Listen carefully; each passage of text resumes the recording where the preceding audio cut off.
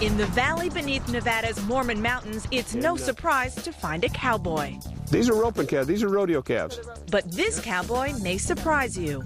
I'm the state chairman of the Democratic Party. I'm a lifetime union member. I'm a journeyman lineman by trade, and I'm also a cowboy. I'm a life member of the National Rifle Association, and I raise cattle. There are actually a lot of Democrats like Tom Collins in Nevada and across the increasingly competitive Mountain West. I grow a few cows and some sheep. And forcing presidential candidates to appeal to them is one reason Democrats moved up Nevada's 2008 caucus, wedging it between the traditional kickoff states of Iowa and New Hampshire. National Democrats are listening. Their 2008 national convention will be in Denver instead of New York City, and Nevada has become a mandatory stop on the campaign trail. Nevada wants to have more say in who will become the next Democratic presidential candidate. The state has squeezed its caucus in between the Iowa caucus and the First of the Nation primary in New Hampshire. Nevada hopes it'll give many of its minority and union voters a louder voice in the process. Of course, Nevadans are like other people, but the difference in Nevada that I've observed, and I go back to serving with Senator Cannon and Senator Bible, and that is that you guys out here have a streak of independence that you're proud of. But, you know, this used to be a Democratic territory. When I got to the Senate as a 29-year-old kid, this was a Democratic state. And I'm going to help make it a Democratic state again. Traditionally, the first two Democratic primaries are held in January in Iowa and New Hampshire, both states with a population of about 95% Caucasians. In an effort to diversify the process, Democrats moved Nevada's primary up to January 19th, the second to be held in the country next year. Presidential candidate John Edwards was also in town this weekend. During his 15th visit to our state, he was endorsed by the local carpenters union. Well, you're in Nevada now. Yeah. I mean, a western state. You say it right, too. Yeah, yeah, I'm glad you did. The Democrats are here every day, it seems like.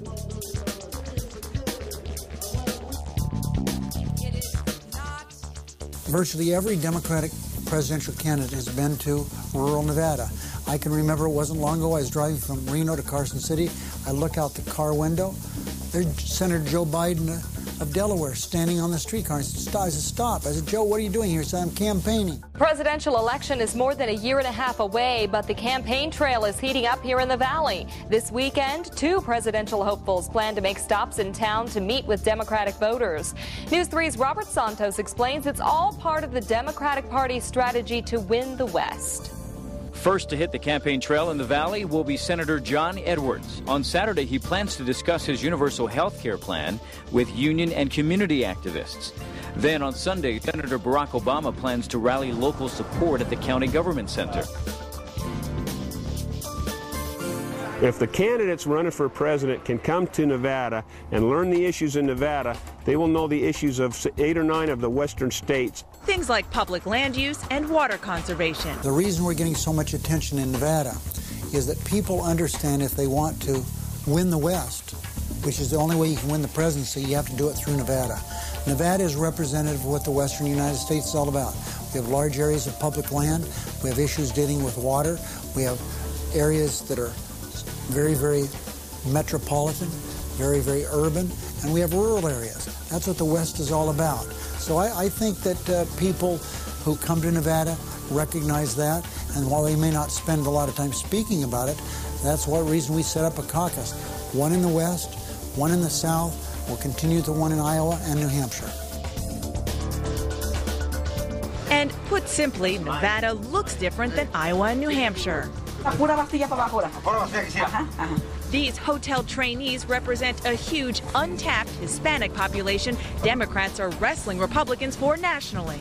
Iowa's Hispanic population is just 3.5%, New Hampshire's 2.1%, Nevada's 22.8%. We have rich diversity in Nevada, and working people should have more of a stake in how our presidential nominee is selected. This community is the fastest growing community in the United States, but there's extraordinary diversity. I've got the fastest growing senior population. I've got the fastest growing student population, the fastest growing veterans population, fastest growing Asian population, fastest growing Hispanic population, fastest growing Jewish population in the United States of America.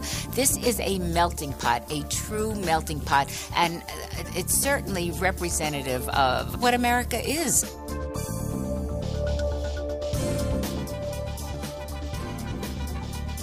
y espero que toda nuestra comunidad salga a votar en Las Vegas, en Nevada, por mí. State Democrats are hoping to use the world's most popular game to attract Hispanic voters. The party is sponsoring a soccer team, and they're calling it Los Democratas, the Democrats. The team's captain is an assemblyman in the Nevada legislature. At each of the team's games, a group of volunteers will register voters.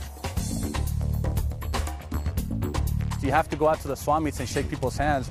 You have to go out to the rodeos and shake people's hands. La única percepción que tiene... Retail politics, like in Iowa and New Hampshire, but with a decidedly different look and flavor. To visit Keywan's district is to see obvious signs of why this contest is so different from Iowa and New Hampshire.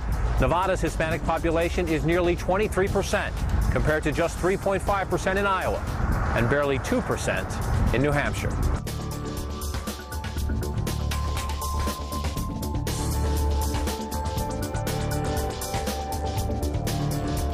Nevada is proud to be the home of the second in the nation presidential caucus. For a Democrat to win the White House, they must win the West and win Nevada.